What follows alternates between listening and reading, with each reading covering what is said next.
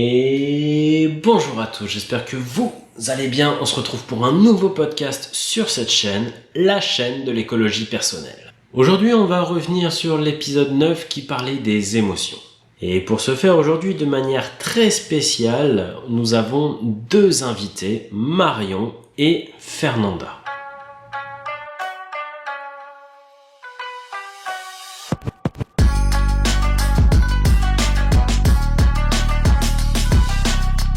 Et donc aujourd'hui, une journée un petit peu spéciale, on a deux invités, Marion, Fernanda, bonjour. Bonjour. Bonjour.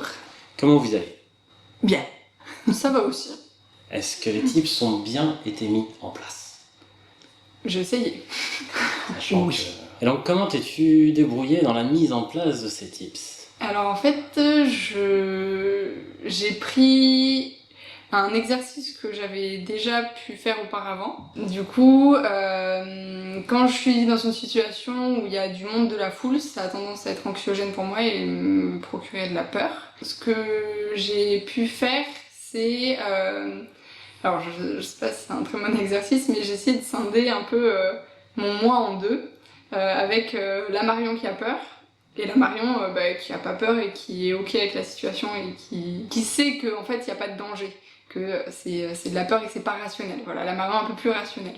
Et en fait, j'ai fait en sorte que la Marion plus rationnelle essaye de rassurer la Marion qui a peur et de me dire que c'est ok, que là j'ai cette émotion et que c'est pas grave, mais qu'il n'y aura pas de conséquences. Parce que quand j'ai beaucoup d'émotions et quand j'ai surtout de la peur, j'ai peur de faire un malaise ou des choses comme ça.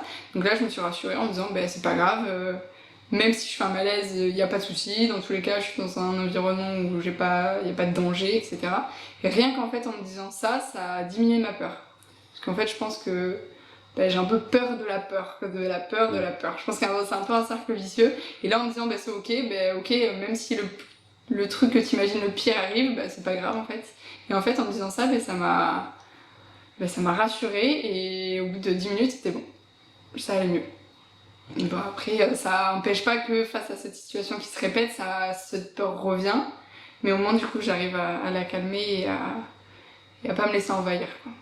Ok, ça t'évite d'avoir ce pic de peur qui peut être envahissant. Ouais.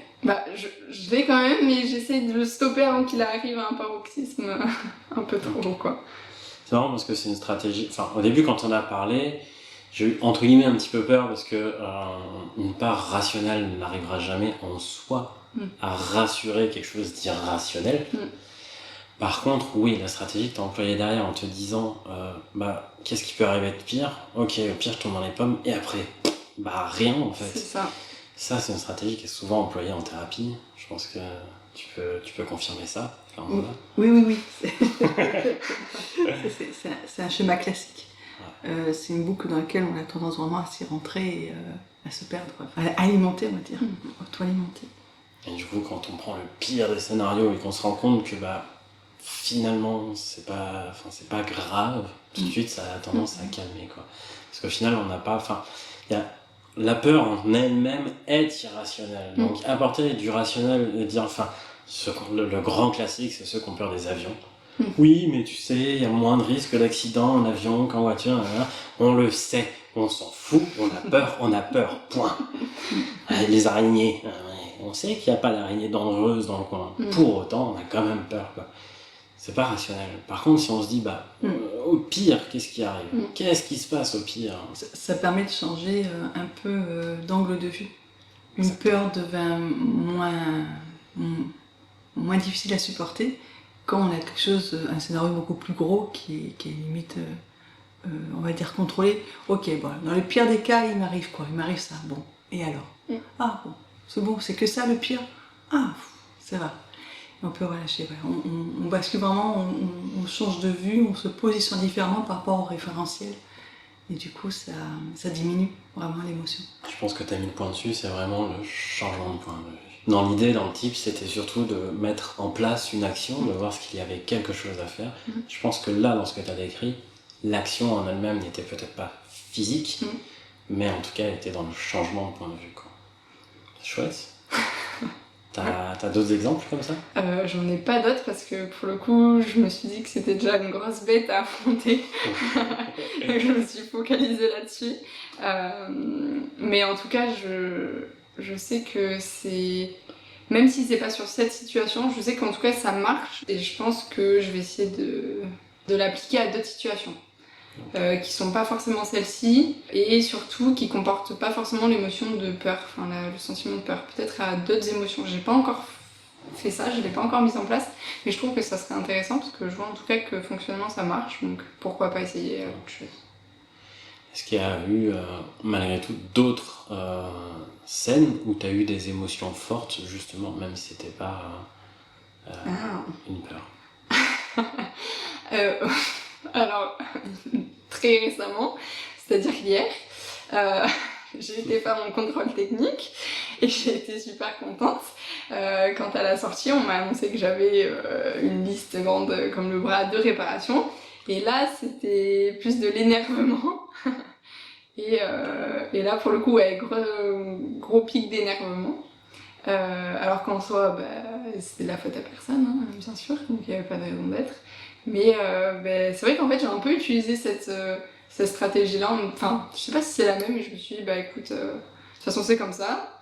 Il n'y a pas d'autre solution. De toute façon, la voiture, il y a ça à réparer, donc on va essayer de trouver des solutions. Et du coup, là, j'ai essayé de me rassurer et de faire calmer cet énervement en essayant de trouver les choses que je pouvais faire pour réparer au meilleur prix.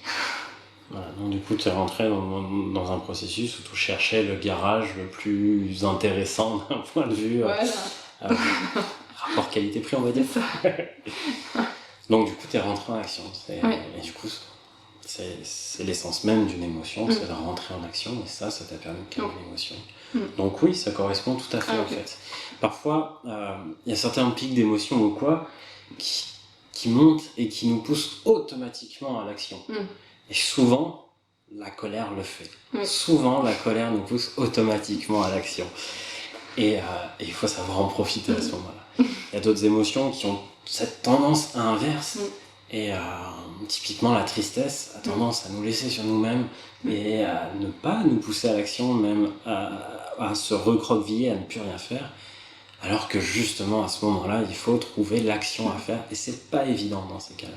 T'as pas eu de moment de tristesse pour réfléchir sur ce genre de sujet? Heureusement.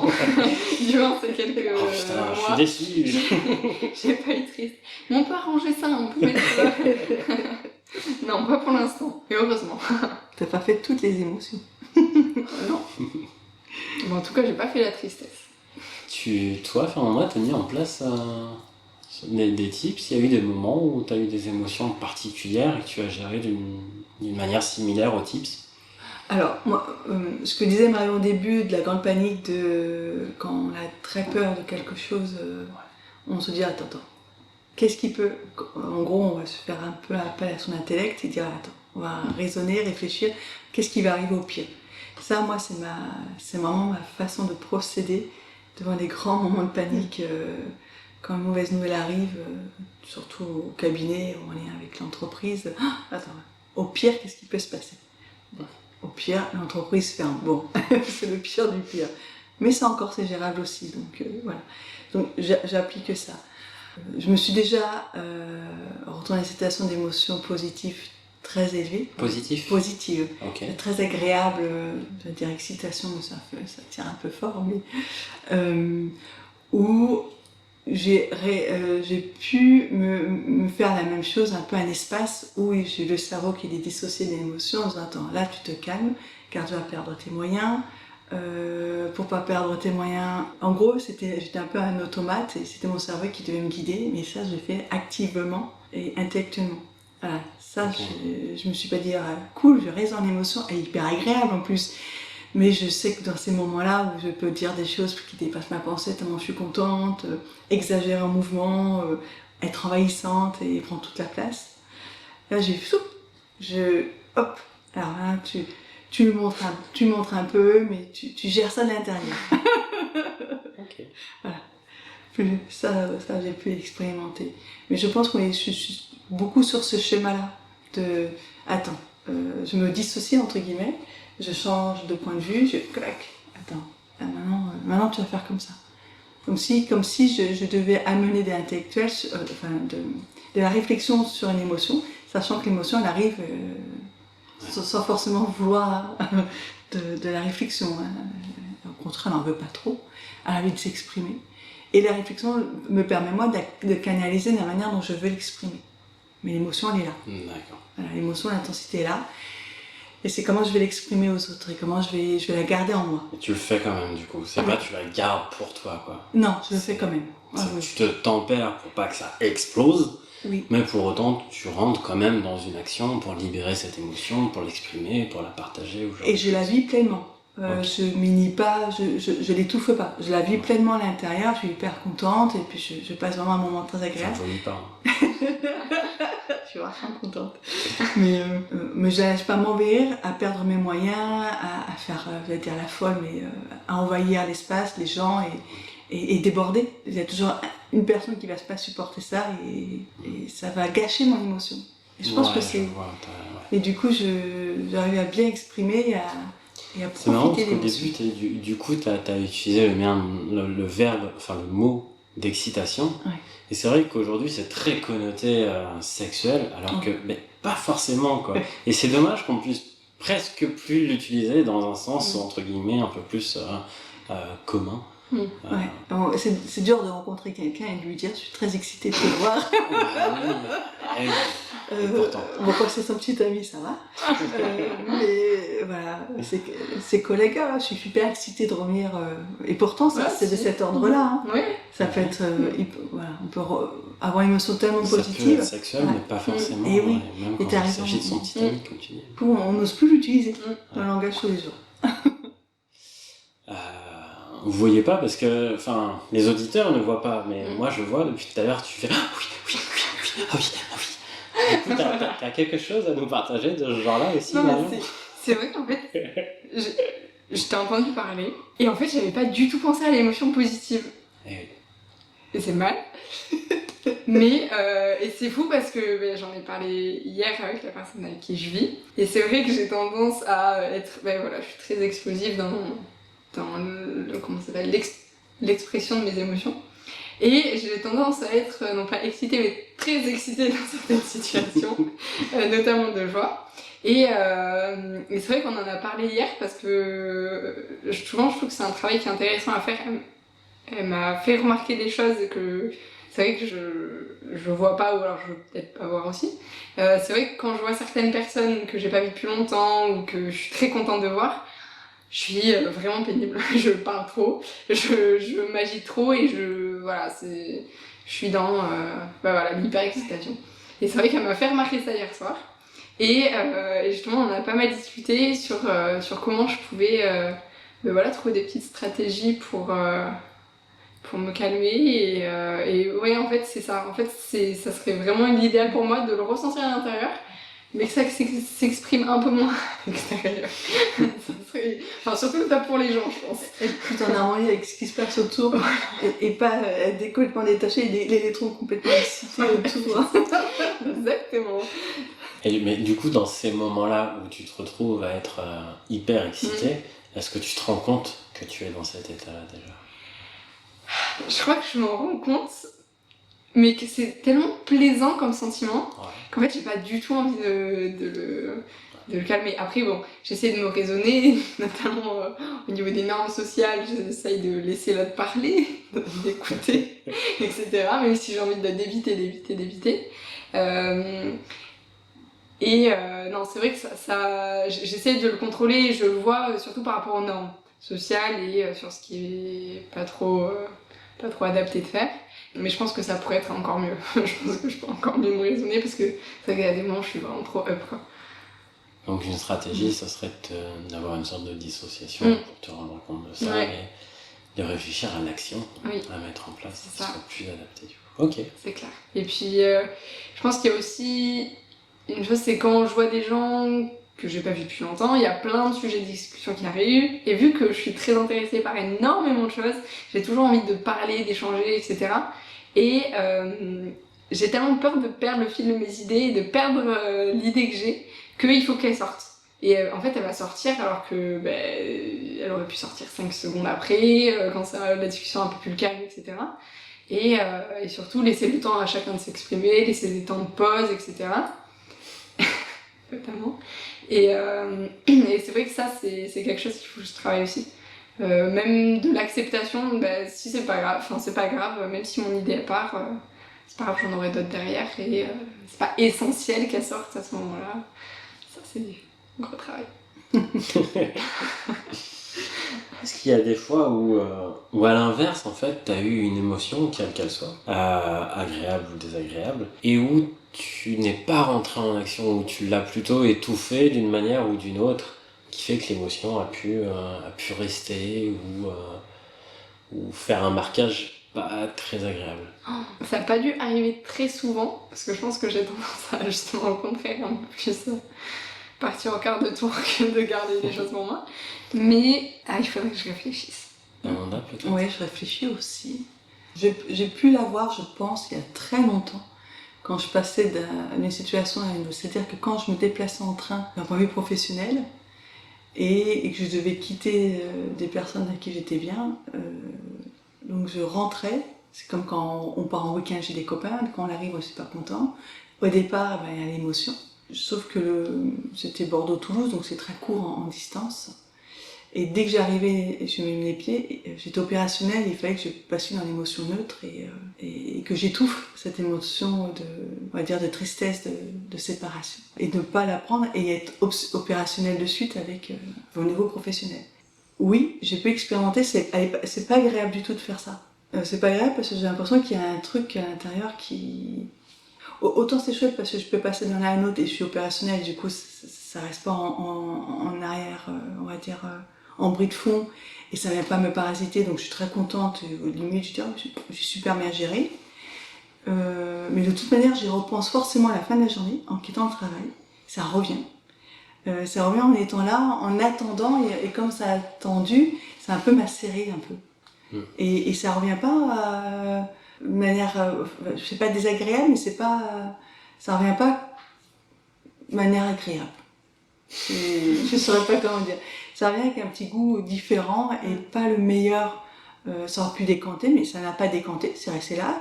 Et puis ça a macéré, et puis hop, ça vient comme ça. Ok, maintenant j'ai l'émotion de ce matin, mais avec un goût encore un peu plus amer. Là, je sais qu'il faut que je fasse gaffe, sinon je vais exagérer cette émotion, rentrer dedans, m'engouffrer et la laisser prendre une ampleur, la manière de s'exprimer qui est peut-être pas le top. Voilà. Ouais. Donc, c'est pas le meilleur truc.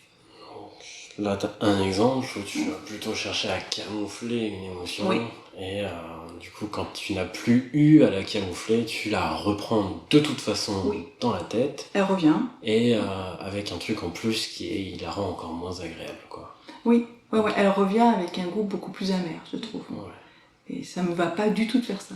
Avec d'autres émotions aussi, t'as pu tester ça ou... C'est surtout celle qui me vient parce qu'elle est très forte dans ce sens-là. Et je pense que dans l'autre sens, quand c'est du désagréable en agréable, ça me va mieux. Parce que du coup, par exemple, si je fais l'inverse en disant j'ai une émotion très désagréable, mais de toute manière je prends le train pour en partant en week-end avec des amis, tant pis pour être désagréable. Et voire même, c'est pas que je la camoufle, c'est qu'elle est automatiquement sortie par la porte de service, parce que par la grande porte, j'ai l'émotion de joie qui arrive. Ouais, t'as pris le train, mais elle, tu l'as laissée. Voilà. Et il est plus facile de faire ça. Mais je dis oui et non. Attends, tu vois, je suis en train de réfléchir. Parce qu'au retour, on le retrouve. On retrouve cette émotion-là qu'on a laissée au départ. Donc je sais pas. De ce que j'ai pu voir de toi, dis-moi si je me trompe, au retour, t'as la même émotion avec une culpabilité en plus. C'est possible, je sais pas. C'est possible. C'est une petite culpabilité. Ouais. Une bébé culpabilité. Ok. Donc camoufler les émotions, en tout cas, ou les mettre de côté, ou sur un truc, c'est une stratégie qui ne fonctionne pas pour toi. J'ai fait, et je ne le fais plus. Ok. Plus du tout. Je n'aime pas du tout comment elle revient et la manière dont elle revient. C'est très désagréable.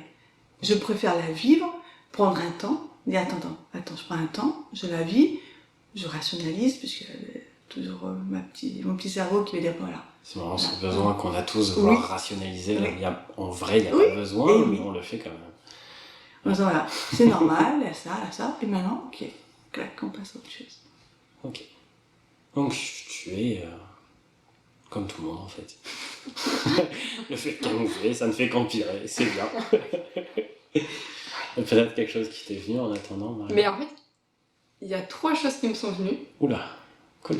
Mais alors c'est fou parce que ça me paraît évident maintenant que j'y pense, mais j'ai eu du mal à les trouver.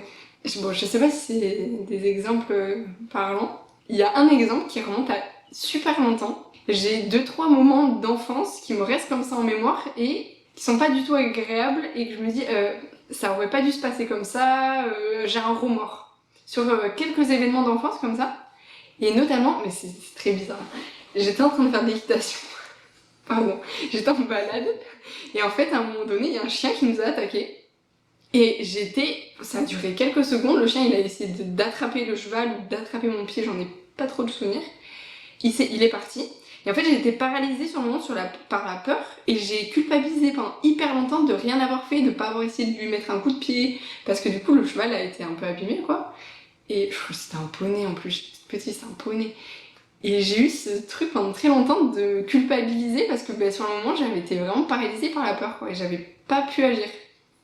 Et c'est un de mes souvenirs d'enfance marquants. Alors qu'en soi c'est pas plus. Je sais pas, voilà. Je t'ai même pas énervée contre le chien, je t'ai énervée contre moi.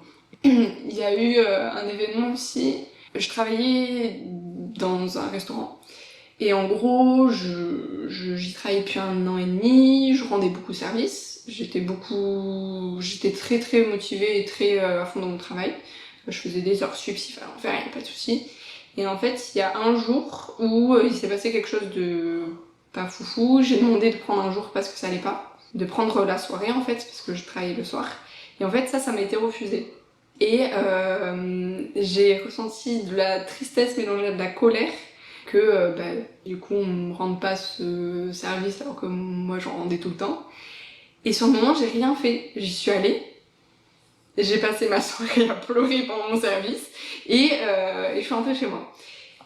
Et en fait sur le moment, alors que j'avais énormément d'émotions, j'aurais pu faire plein de choses, j'aurais pu dire ce que j'en pensais, dire que j'étais pas contente, que j'étais pas d'accord, etc. Et j'ai rien fait. Et en fait du coup quelques semaines après, du coup j'ai démissionné. Mais j'ai même pas été jusqu'au bout de mon idée d'exprimer que j'avais pas été d'accord, que c'est à cause de ça que ça avait pas matché. Et voilà, je suis partie comme ça. Et je regrette un peu de pas... déjà le jour même de pas avoir dit ce que je pensais. Et puis même du jour de ma démission de pas avoir dit ce que je pensais, voilà. Ouais, t'as jamais pu accomplir une action vis-à-vis de Oui. cette colère, cette frustration, Et cette oui. injustice. Bah ouais. Mais je me suis un peu... Du coup, ça te reste aujourd'hui. Bon, bref. Oui et non, parce que j'ai l'impression c'est terrible, j'ai l'impression de m'être vengée en démissionnant et en disant ciao du jour au lendemain et en les laissant un peu dans la merde. Pardon. Mais du coup, j'ai l'impression que ça a compensé un peu le truc. Mais ouais, si c'était à refaire, je le referais différemment. Ok. Oui, c'est une manière douce de leur dire ça m'a pas plu. Voilà. Oui, c'est sûr qu'on ne démissionne pas quand c'est quelque chose qui nous plaît, quoi. Voilà. Donc c'est une manière de leur dire que ça nous a pas plu. Oui. Mais bon, j'aurais pu l'expliciter. Chose que je n'ai pas faite. Voilà. Ok. C'était mes exemples. T'as un troisième exemple, tu vois? Ah, ouais, il y en a un, mais pour le coup, j'ai réussi à le résoudre. Mais je pense que c'est déjà arrivé à un peu tout le monde. J'étais en colocation et il y avait certaines choses qui allaient pas. Et du coup, d'un côté comme de l'autre. Hein. Mais on se l'est pas dit pendant très longtemps et on a gardé un peu notre agacement, notre énervement, chacune de notre côté, pour qu'un jour ça explose. Il y a eu une semaine où ça a explosé et en fait on a tout sorti. Et à partir de ce moment-là, ça allait du coup vachement mieux parce que tout était sorti, on a réussi à s'expliquer. Et mais ça a duré bien 6 mois quoi, ce malaise, cette incompréhension, et c'est fou parce qu'en fait à partir du moment où on se l'est dit ça allait vachement bien et ça a tout résolu. Et je sais pas comment expliquer le fait qu'on n'ait pas réussi à se parler. C'est pas toujours évident, hein. faire un reproche à quelqu'un Ouais. quelque part, quoi. Mais c'est Même ça. si on ne pense pas comme ça, Mm. on sait que ça va sonner comme Et oui, ça. c'est ça en fait. Et c'est pas évident. Ouais, Et bien bien c'est sûr. ça. Ça a été super dur. Ça va me faire naître des émotions pas très agréables chez l'autre, qu'on veut pas forcément Ouais. Bah oui. être à l'origine, alors qu'on n'est pas à l'origine. Alors que si on ne le dit pas, l'autre va ressentir qu'il y a quelque chose qui va pas. Donc du coup, dans tous les cas, les émotions chez l'autre vont naître. Mm. Autant en parler, ouais. Bah ouais. Et c'est facile de dire ça de manière rationnelle. Non mais, non mais au fond je le sais hein, mais je pense Ouais. que ça se reproduirait, j'aurais encore des difficultés. Bien sûr. Alors qu'avec d'autres personnes, par exemple bon, des membres de ma famille ou de mon entourage, j'ai pas de souci à faire de reproches particuliers. J'ai pas ce blocage là. Là vraiment ça a été un blocage complet. Alors que c'est une personne, c'est une de mes meilleures amies que je connais depuis la primaire et enfin voilà c'est pas une inconnue. Et je sais pas comment expliquer cette difficulté à. Il y a beaucoup d'enjeux en plus quand on est en coloc aussi. Ouais. Hein. Je crois qu'il y avait de ça aussi. Et c'est peut-être une des premières fois que tu avais des choses à lui reprocher, Et oui, entre guillemets. et oui. Et donc, tu n'as pas eu l'expérience émotionnelle de qu'est-ce que ça fait si je lui dis quelque chose qui ne me convient pas. Et oui, c'est ça, exactement. Émotionnellement, donc toi, ça t'a mis dans une situation très inconfortable, d'hésitation, de colère à mesure que ça augmentait, d'agacement, de ras-le-bol, et en face, par réaction et elle-même alimentée, voilà, vous êtes retrouvés dans cette situation-là. Comme quoi, quand on dit, souvent on dit dans quelle que soit la relation, qu'il y a quelque chose qui ne va pas, c'est important de le dire et de le formuler. Ouais. Mais c'est surtout, c'est pas forcément ce qui ne va pas, c'est s'il y a quelque chose qui ne va pas, c'est qu'il fait naître en nous une émotion. Et c'est la trace de l'émotion qu'on va garder, cet agacement de ah, tu sais pas. Et ça continue, et elle continue, et puis ça recommence, et puis boum, ça monte d'un cran. Donc je pense que la meilleure chose à dire, c'est quand il y a une émotion qui est en toi, la meilleure chose à faire, c'est la laisser s'exprimer, et tu la canalises. Oui. Avec des mots. Mais je pense que c'est... Non mais je suis totalement d'accord sur le fait que c'était une première expérience de faire ce genre de choses. Et ce qui est fou, c'est que on le dramatise et on en fait une montagne, alors qu'en soi, bah, ça en est ressorti une discussion, on en a ri, en fait, on en a rigolé et c'est passé comme ça, quoi. Et je trouve que c'est fou de se faire une montagne comme ça de quelque chose qu'on connaît même pas, en fait. C'est juste une idée de ce que... C'est ça. Ouais. Comme quoi, chaque émotion nécessite son action. Cool. On a eu pas mal d'exemples d'exemples de ce qu'il faut faire et d'exemples de ce qu'il ne faut pas faire, quoi, du coup. Avec la solution derrière. Est-ce que la vidéo, dans les définitions des émotions et dans les stratégies de mettre en place finalement presque nécessairement une action derrière, t'as fait réfléchir sur l'état même d'une émotion ou sur toi-même?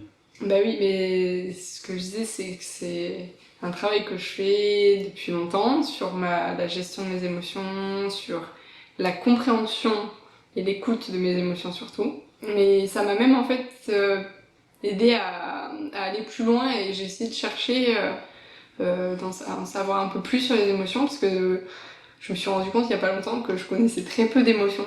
Ouais. Et de par mon travail, où j'ai trouvé des super petites fiches émotions, j'essaie de commencer à apprendre, je sais pas si on peut dire à apprendre à connaître d'autres émotions et à les identifier. Donc là, je fais ça petit à petit.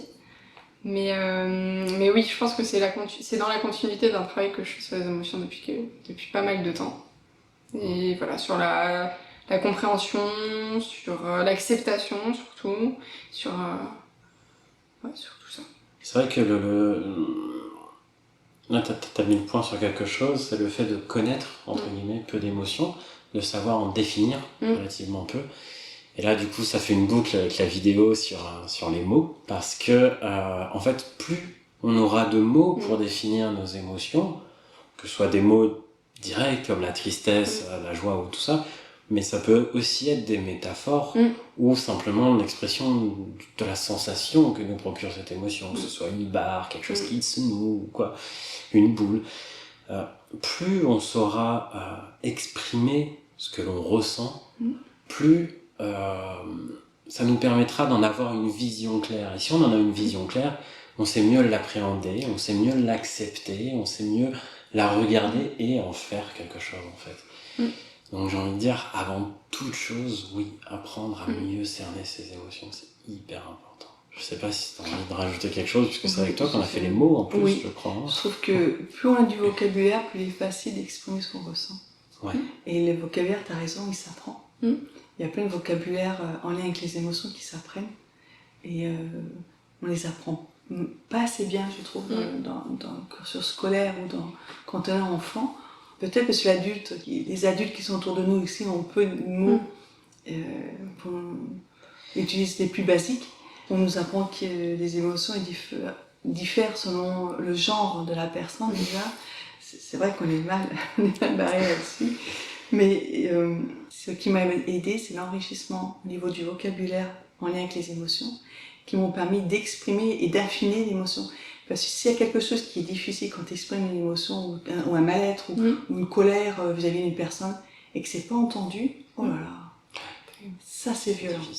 Et ça peut freiner à dire bon bah finalement je dis bah moi j'ai pris le parti de le dire. Même quand je vois que c'est pissé dans un violon, hein, c'est comme ça ne change rien, c'est pareil. La personne elle va dire ah, oui, puis elle change pas, ça me crée une autre émotion. C'est plus de l'agacement. Et je crois qu'aujourd'hui, j'accepte cet agacement en disant bon, bah, maintenant elle sait, et ça m'appartient plus, c'est son problème à elle maintenant. Et qu'elle ne vienne pas m'envahir. Chaque fois qu'elle va m'envahir avec, je vais lui redire, mais je ne vais pas m'obstiner pour que ça entre à l'intérieur d'elle, ce qu'elle peut faire ressentir aux gens. Ça aide beaucoup dans ton rapport à l'autre, de savoir mieux définir une émotion. Si je t'envoie une balle dessus, et que tu n'as pas tes lunettes, tu ne vas pas la voir venir. Pour l'attraper et en faire quelque chose, ça va être difficile. Mais là, c'est pareil. En fait, si tu n'as pas les mots pour définir ton émotion, tu as du mal à savoir ce que tu ressens et à savoir ce que tu as besoin de faire. Et même à l'appréhender. J'insiste plus sur le côté dans son rapport à soi-même, en fait. Parce que c'est vrai que d'avoir plus de mots, ça fait qu'on le voit mieux, en fait. Et c'est comme la plupart des peurs, en fait. Souvent, on a peur de quelque chose parce qu'on ne connaît pas la chose, en fait. Ouais, je suis d'accord avec toi. Je sais pas si ça va dans le même sens que l'idée que tu as, mais à force d'utiliser une émotion générique ou un état générique comme la fatigue. C'est vrai que je suis fatigué, ça peut être utilisé pour l'irritabilité, pour l'énervement, pour la flemme, pour... Exactement. Et si on prend le temps tristesse, même de bien mettre le mot dessus, on se rend compte que c'est pas de la fatigue. Ça peut être une colère, et que la colère une fatigue, c'est la colère. On peut être énervé par sa journée, et je pense que c'est hyper important. Et à force de faire un générique, le mot devient presque une excuse, et l'excuse amène presque un comportement qu'on laisse installer et qui n'est pas le bon comportement. Ça fait toujours penser à ces enfants qui viennent et qui disent j'ai mal au ventre. Disons que dans le ventre, c'est pas comme si c'était un organe. Oui, mais où exactement? Au ventre. Voilà, c'est quoi le ventre? Alors on se rend compte qu'on n'a pas tous les mêmes dimensions du ventre, des fois. Certains c'est en dessous du cou jusqu'en bas. Pour d'autres c'est juste la partie basse du buste, du tronc. Mais ok, mais où au ventre? Et du coup ça reste il a eu mal au ventre. Mais on s'inquiète pas de savoir vraiment. Et je pense que... Alors que si on dit il a eu mal à l'estomac, on s'inquiète plus. Alors que c'est la même douleur au même endroit. Oui. Et ça permet d'affiner, ça permet de mieux y répondre, je trouve. Je suis fatiguée. Ah non, c'est pas vrai. Je suis agacée. Bon, c'est l'agacement. Donc c'est important que je me détache de quelque chose. Le problème aussi du générique, du coup, dans ce que tu viens d'expliquer, quelque part, c'est que ça impose un déni sur la vraie émotion, quelque part, quoi. Et du coup, on revient à ce qu'il faut justement pas faire, quoi. Donc oui, c'est une très bonne piste. Et d'ailleurs, je sais pas si tu connais ces bouquins. Laisse-moi 2 secondes. Tu couperas de toute manière. Oui. Okay. On n'entendra pas des bêtises. Donc voilà, du coup je disais, il y a 3 tomes de émotions, 2 points, enquête et mode d'emploi. Peut-être que je mettrai le lien dans la description d'ailleurs. Oui. Qui je dirais, ils sont probablement pas complets et suffisants, mais qui sont quand même une excellente base pour aider à comprendre les émotions. Ça peut freiner certaines personnes parce qu'il y a un côté enfantin. Du coup, on peut se dire, ouais, c'est pour les gamins. Alors que non, je pense que la plupart des adultes ont beaucoup à apprendre de ces 3 tomes, quoi. C'est Armélia qui fait ça. Elle l'a simplifié par du graphisme, comme tu dis, qu'on pourrait penser que c'est adressé à des enfants, mais c'est un graphisme qui est très simple, une petite bulle, oui. Je trouve que c'est bien simplifié et c'est bien exprimé. Elle met vraiment les bons mots. Et c'est pas toujours, enfin, c'est assez complet et c'est pas toujours évident de faire quelque chose de complet sans tomber dans une vulgarisation qui dit des trucs un peu faux, du coup, parce que des raccourcis trop rapides. Et là, je trouve qu'elle en fait pas trop, quand même. Je trouve elle tape quand même assez juste, pour la plupart des choses, en tout cas. Donc ouais, c'est une très très bonne piste. Aussi bien ces bouquins-là que de manière générale, savoir définir ses émotions. Comprendre une émotion, c'est avant tout comprendre et ressentir la physiologie de l'émotion, puisque une émotion, c'est d'abord et avant tout une expression physiologique qu'on se fait à soi-même. Et du coup, il est nécessaire d'avoir une certaine proprioception. Et il y a certains sports qui améliorent ça. La méditation peut l'améliorer aussi, suivant comment elle est guidée. Et on peut, avec le yoga, améliorer ça. Alors, il suffit pas de faire les mouvements de yoga. Il faut faire attention à nos muscles, à la façon dont ils s'activent, à essayer d'en activer un avec celui qui est juste à côté, complètement désactivé. Et ce genre de choses, ça nous apprend peu à peu à prendre conscience de nos muscles, de nos tendons, de nos organes éventuellement, etc., etc. Et du coup, ça améliore peu à peu la proprioception et donc la lecture de nos propres émotions. Ah, j'aurais jamais pensé à ça. Bah voilà, donc tu vas t'inscrire au cours de yoga. Toi, Marion, tu travailles sur les émotions un peu avec... Voilà, ça va pas être le but de ma séance, ça va pas être le but de ce que je vais faire, mais nous on travaille sur des activités où il va avoir une difficulté. Il va avoir un besoin d'aide, il va avoir une difficulté, il va avoir une demande. Donc forcément, je pense qu'à un moment ou à un autre, on va sortir de la zone de confort de la personne, on va lui faire des choses qui vont peut-être lui emmener des sensations désagréables, de l'anxiété, plein de choses. Donc je pense qu'on est aussi un peu un générateur d'émotions. Donc je pense que notre travail, c'est aussi de faire attention à ça, à pas trop déborder, à pas trop en demander, et à trouver aussi des moyens de compensation, notamment par des aides techniques qui peuvent... Je l'avais jamais trop réalisé en fait. Je travaille pas forcément directement dessus, mais en tout cas c'est une composante que tu n'as pas le choix que de la prendre en compte. Bah oui. Ouais. Mais c'est vrai que j'avais jamais trop réfléchi comme ça. Juste pour rappel, Marion quand même est ergothérapeute. Oui. Je posais quand même la question parce que en discutant avec des ostéopathes ou des kinés, eux me disent que justement en fait sur certaines douleurs, surtout au niveau des épaules ou des cervicales, mais parfois ça libère certaines émotions et les personnes se mettent à pleurer dans le cabinet, à avoir vraiment parfois même des sentiments d'angoisse qui remontent d'un seul coup quoi. Et ils se retrouvent quelque part à devoir un petit peu gérer ça, quoi. Et c'est assez particulier parce que, eux non plus, du coup, sont pas vraiment formés pour ça, mais ils ont pas le choix que de le faire, en fait. Et c'est marrant vraiment de voir finalement, dans ces moments-là, vraiment le lien qu'il y a entre le physique et l'émotionnel, quoi. C'est très très lié et je trouve que ça, justement, sur le côté massage, sur le côté manipulation physique, les gens l'ont assez en tête quand même, mais ils l'ont pas suffisamment en tête pour aller jusqu'à se dire que faire du sport va aider à la proprioception et donc à la compréhension des émotions, mais aussi d'autres sports peut-être, que ce soit crossfit, de la course, que ce soit de la natation ou quoi que ce soit en fait. Ça met malgré tout le corps en état de stress, ça le pousse dans certains recoins, et ça fait que derrière l'émotion, on sait mieux la gérer, parce qu'on sait mieux gérer ce qui se passe dans notre corps aussi, quoi. Et je trouve ça dommage qu'on n'ait pas assez le point dessus, même si du coup, tout ce qui est physique, c'est pas non plus ma spécialité, quoi. Et j'étais en train de me dire que même au niveau... Alors, je sais pas, au niveau des kinés, des ostéos, mais en tout cas, nous, à aucun moment de notre formation, on aborde, si je dis pas de bêtises, la question des émotions. Alors qu'en soi, c'est vrai que c'est une composante qui est tellement énorme. Oui. Je trouve ça assez fou. Elle est vraiment énorme, c'est-à-dire que tu peux être le plus grand des génies, avoir un intellect monstrueux, toute ta réflexion peut être balayée avec une toute petite émotion qui pointe par là, quoi. Totalement. On est plus des êtres émotionnels que des êtres rationnels, quoi. Ouais, ça, c'est sûr. Il y a encore des gens qui pensent qu'on peut être rationnel, purement rationnel. Non, faut arrêter. On peut dire que dans l'accompagnement de certaines, on va dire, difficultés de santé, comme par exemple la dépression, on favorise aujourd'hui une activité sportive, mais on favorise une en particulier qui est la marche, parce que tout le monde peut marcher. Presque. Tout le monde peut marcher, plus ou moins. Disons, c'est vrai, t'as raison. Mais en tout cas, parce que courir, c'est différent. Faire du sport, c'est différent. Alors que pour ceux qui peuvent marcher, c'est quelque chose qu'ils peuvent faire. Je pense qu'aussi en dépression, t'as des difficultés à trouver de la motivation. Se motiver pour marcher, c'est peut-être aussi plus facile que de se motiver pour aller nager à 15 km. Quoi. Pour que ce soit des objectifs plus simples, pour aller chercher quelque chose, pour aller voir quelqu'un, pour aller... Et la marche favorise vraiment une stabilité au niveau de l'humeur.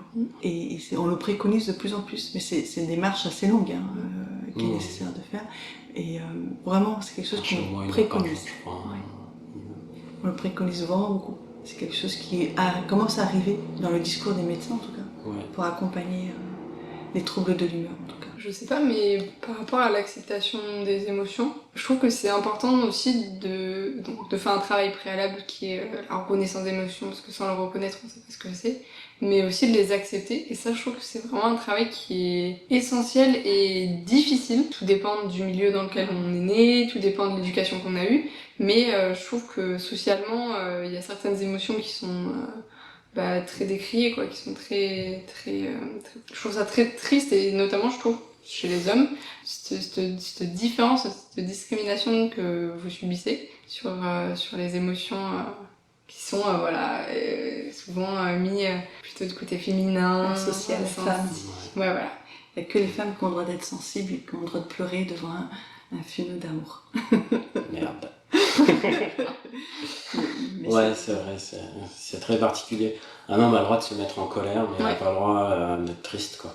Et une femme, elle est en colère, c'est règle. Quelle autre explication? Voilà, c'est vraiment ça, quoi. Il y a certaines émotions qui sont acceptées suivant le genre.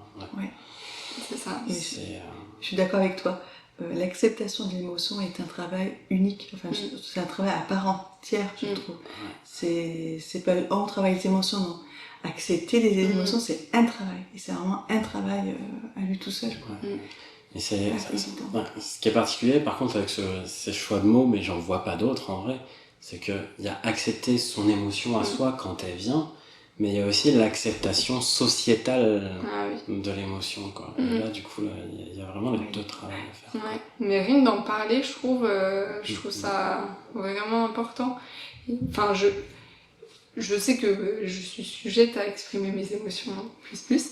Et notamment quand quelque chose me touche, voilà, de pleurer, d'avoir les larmes aux yeux, etc.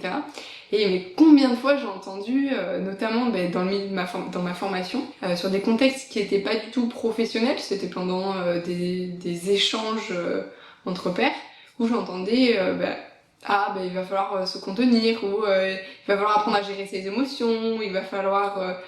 Et en fait, au départ, ça m'a touchée parce que c'était quelque chose que j'étais pas encore à l'aise avec.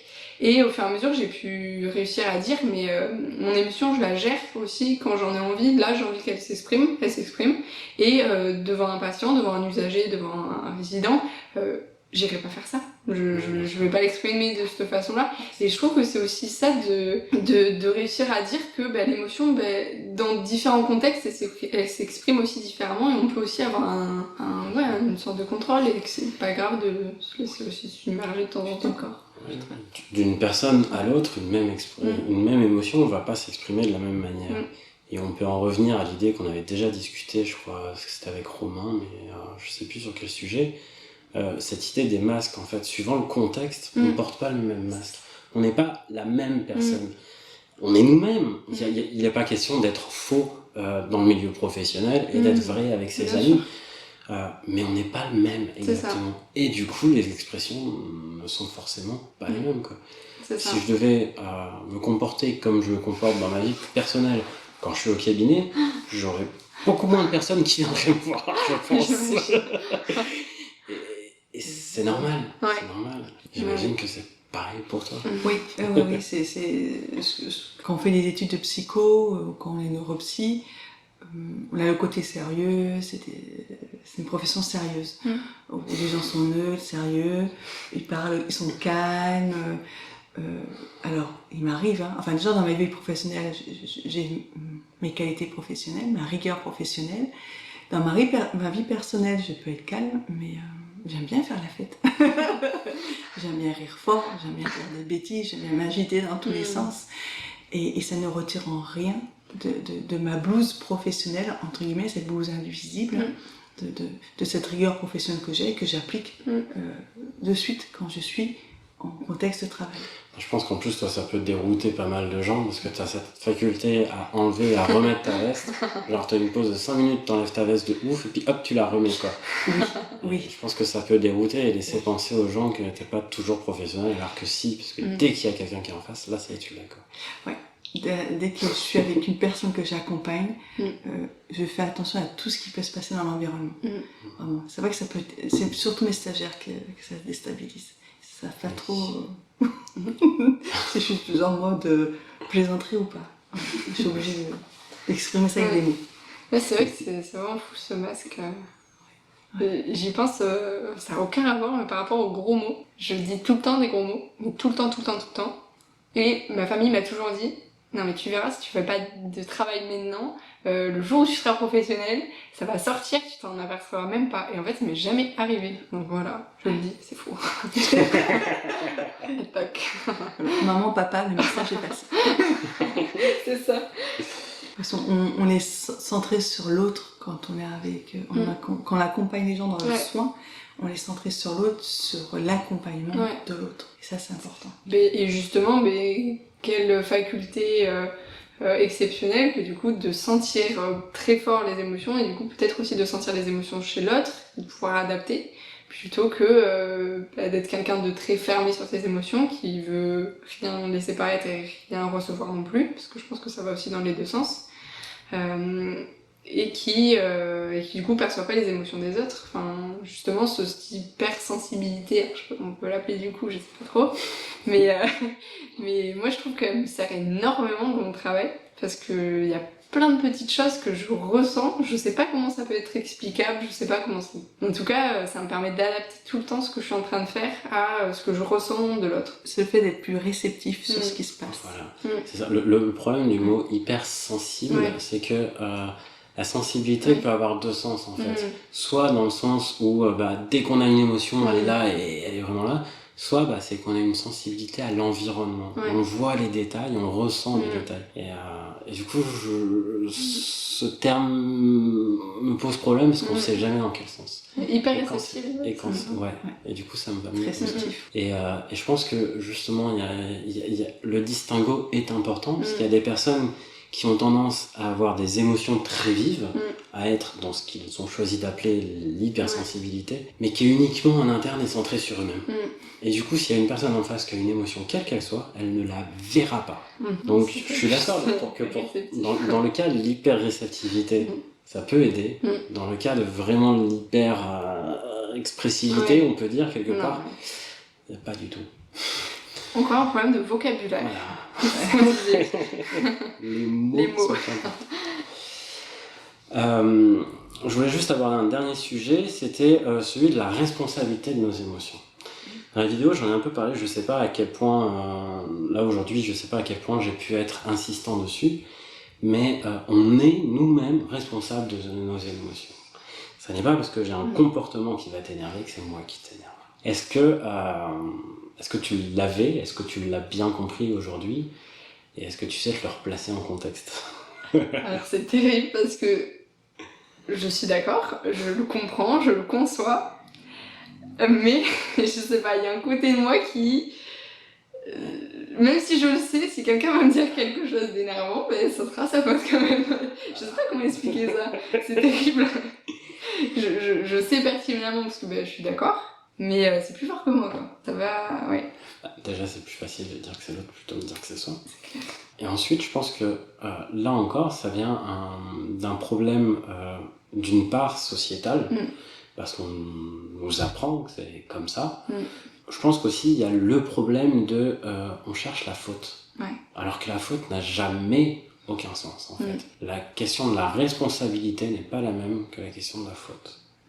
Et peut-être que l'autre personne a une responsabilité à jouer dans le fait du comportement qu'elle a avec toi, qui n'est peut-être pas respectueux, qui n'est peut-être pas très honnête ou quoi que ce soit. Et toi, tu as la responsabilité de ta réactivité qui se passe en toi. Et je pense que justement, si on s'arrêtait de chercher la faute à qui, mais plus la responsabilité, comment elle se situe, et c'est pareil, là je parle de responsabilité, mais ça, on ne peut pas dire la responsabilité. C'est la responsabilité de quelque chose. Et tu portes la responsabilité de ton émotion. Ouais, il faut préciser de quoi on parle. Et oui. Il y a beaucoup de mots comme ça. Oui. Pour faire un petit clin d'œil à Aurélien Barraud, on ne peut pas parler de liberté. C'est la liberté de quelque chose. Ouais. Et il y a beaucoup de mots. Et pour la responsabilité, je pense que c'est le cas aussi. Il faut toujours le mettre dans le contexte. Et je pense que là encore, d'apprendre à formuler les choses comme elles sont, nous apprend à mieux se rendre compte justement dans ces moments-là que c'est pas l'autre qui nous casse les couilles, mais que c'est nous-mêmes qui nous provoquons une émotion, certes en réaction de son comportement. Et si on comprend ça, du coup, la colère déjà sera bien différente. Et du coup, on peut commencer, je pense que c'est un point de rupture qui est hyper importante, surtout avec la colère, parce qu'on peut, à ce moment-là, commencer à éprouver de la colère sans violence. Et ça, c'est pas évident. Ouais. C'est pas évident. Mais je pense que c'est un... Enfin, je suis en train de réfléchir à toutes les formulations qu'on a avec la colère. Notamment voilà. En fait, c'est aussi un travail sur le vocabulaire. Tu m'agaces. Qui est... C'est fou. Je me dis, on a tellement de... On a plein de phrases construites sur... T'as gagné. Maintenant, je suis énervée. Ouais. Voilà. Ah ouais, il m'énerve. Il y a le côté fataliste en fait, d'en dire que c'est l'autre qui fait totalement. ce truc-là. Puis de donner autant de pouvoir à l'autre, quoi. En fait, c'est triste quand j'y pense. Non, mais c'est vrai. C'est une bonne chose parce que la tristesse, ça annonce la fin de quelque chose. Donc tu vas arrêter de penser comme ça et tu vas commencer à penser autrement. C'est cool. Ouais. Il y a une action derrière. Ouais, c'est vrai. Ok, donc c'est pas encore bien dans tes habitudes, mais ça va venir. Bah, j'espère. Cool. Je pense que c'est presque dommage que ce soit le dernier point et qu'on ait déjà plus d'1 heure de conversation et que on n'est pas... Enfin, c'est difficile d'en parler très longtemps alors que je pense que c'est un sujet qui est au moins aussi important, voire plus important que tous les autres. Quoi. On pourra peut-être, un de ces cas, parler de la responsabilité ou de la liberté dans un contexte précis, dans une autre petite vidéo. Oui, pourquoi pas. Voilà. Mais après, c'est vrai que je pense qu'il y a un moment, le format de l'écologie personnelle va s'étendre presque au côté épistémologique, si on peut dire, quoi. Parce que oui, les mots, la formulation sont hyper importants. Et du coup, ça nous rapproche peu à peu de l'épistémologie, de l'étymologie aussi, toutes ces choses-là, et de la philosophie. Qu'on oublie. Et qui, pour autant, ont un impact sur notre comportement, notre façon de voir les choses, de penser les choses, nos mécanismes, tout ça, et donc la psychologie. Donc oui, peut-être un de ces jours, une vidéo sur la responsabilité, sur la liberté, et tout ça. Soyez à l'affût, elle viendra. Le mot de la fin ? Bah, passez une bonne journée. Riche d'émotions. Eh bien, merci pour ça, en tout cas. Merci à toi. Merci Marion. Merci de nous avoir écoutés. On se retrouve dans une semaine pour une nouvelle vidéo. D'ici là, prenez soin de vous, devenez meilleur qu'hier et surtout, soyez écologique avec vous-même. Tchuss!